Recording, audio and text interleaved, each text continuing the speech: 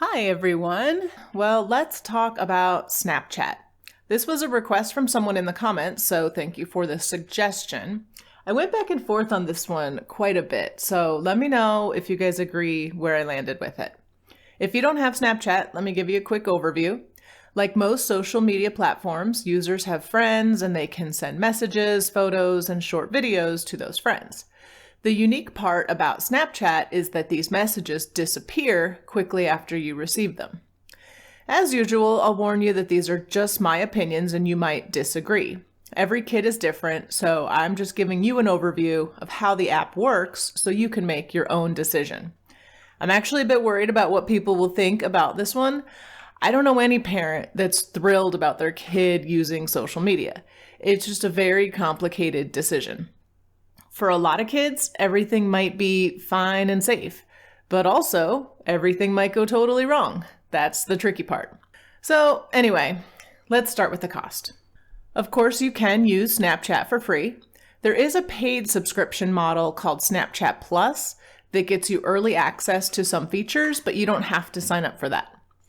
However, one other cost concern is about scammers. Blackmailers may claim to have explicit content from your kid or know some secret information about them and demand money in exchange for not sharing the information.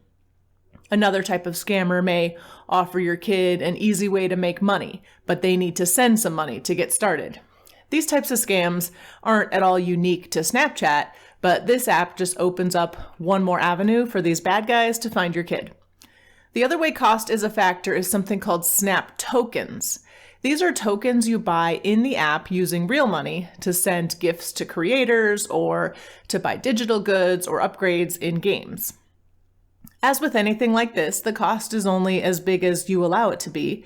And obviously, you should always be sure you don't accidentally have saved credit card information in the app. All in all, I don't think cost is the big concern here, so I'll set this to low. Next up is language. The way I look at this, your kids are mostly using Snapchat to talk to their friends. Those friends may or may not use profanity in Snapchat, but the app itself isn't really the factor here. Your kid sees these friends in real life or talks to them in some other way, and if they're going to use profanity, they would do it there too. So I don't see Snapchat as the platform causing this or causing this to be any worse than a face-to-face conversation. So I'll set this one to low as well. From an annoying perspective, I think this one is really about having your kid's face buried in their phones. Once you open the door to social media, there's the real possibility of your kids getting more and more closed off to the actual world outside their phone. Hopefully this is something you're already looking out for as a parent so you can manage it. It's still a risk though, so I'll set this one to medium. So now we're down to the big two, sex and violence. As we get into these categories, first we need to get into the topics of access control and privacy settings and exactly what they mean. Snapchat has two ways for parents to control and monitor what their kids sees: privacy settings and family center. The privacy settings help control who your kid can talk to and who can reach out to contact your kid. Some important settings to check are that only friends can contact them, enabling ghost mode so location isn't tracked, and removing your kid from quick add, and then finally not allowing people to search for them by phone number. So with these settings in place, your kid is reasonably locked down to only chat with friends. The bad thing about these settings is that your kid is free to change them in the app because they aren't actually parental controls set by you. There's also the Family Center capability, which allows you to link your Snapchat account to your child's, so you can see who they're chatting with, though you don't actually see the content of the messages. Now, this should theoretically let you see if your kids are maintaining their privacy settings and only chatting with their friends. However, kids are smart, and when they want to be, they're sneaky. A couple things could happen here to undermine your ability to keep your kid safe.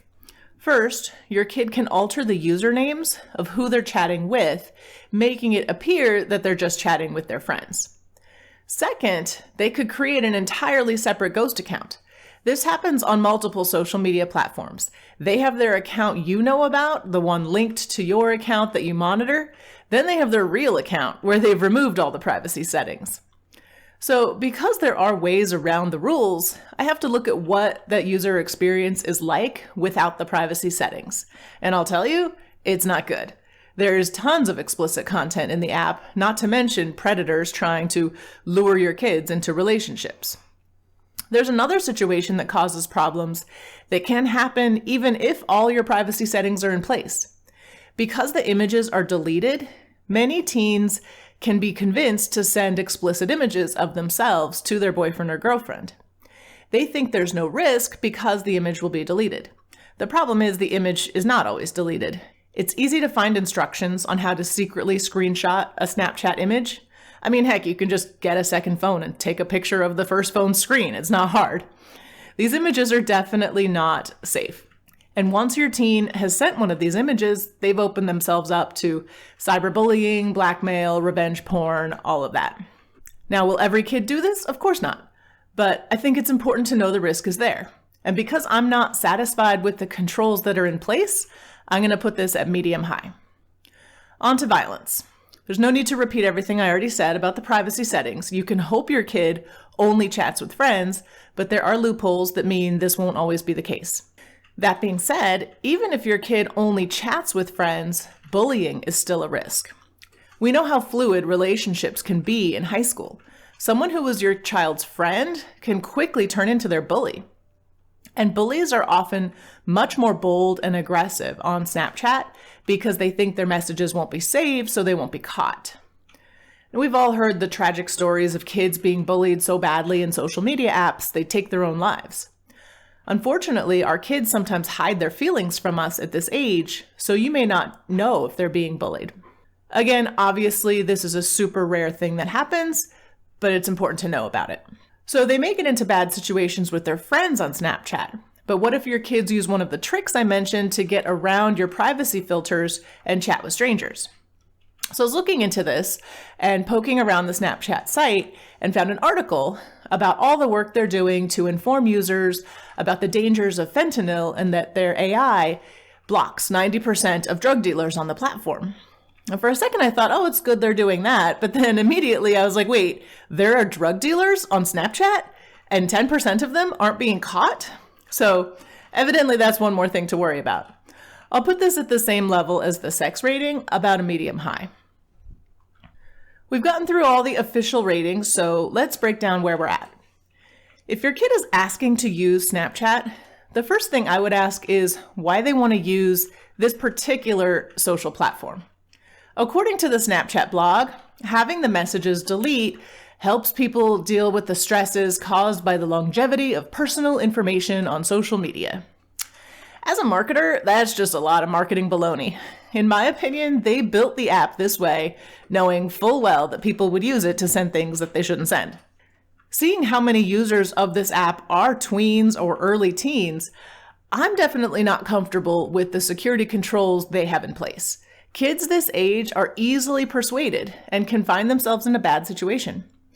So for that reason, I'm going to set my recommendation for this app to 16 and over. Now, before you freak out and call me an overbearing parent, let me clarify. Lots of people, including young people, can use this app with no issues. When I say 16 and up, I'm not saying every 13-year-old who uses Snapchat will have a bad experience, but some will. And I have to take all different types of kids into account when giving this review. So in my opinion, for the average kid, the risk is simply not worth the reward. But you know your kid best, so you can decide what makes sense. I know it's tricky when your kid says everyone else is doing something and they feel left out, so this is definitely a hard one. On the other hand, I know some parents who block all social media apps like this all the way till the end of high school. Now, my take is that by 16, your kids are only a couple years away from being out in the real world and making all their own choices.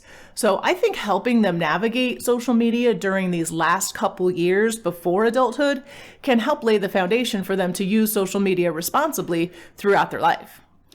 So that's it for me. Let me know in the comments if you agree or disagree. And don't forget to subscribe to the channel for more reviews of what games, shows, apps, channels, and more are okay for your kids. See you next time.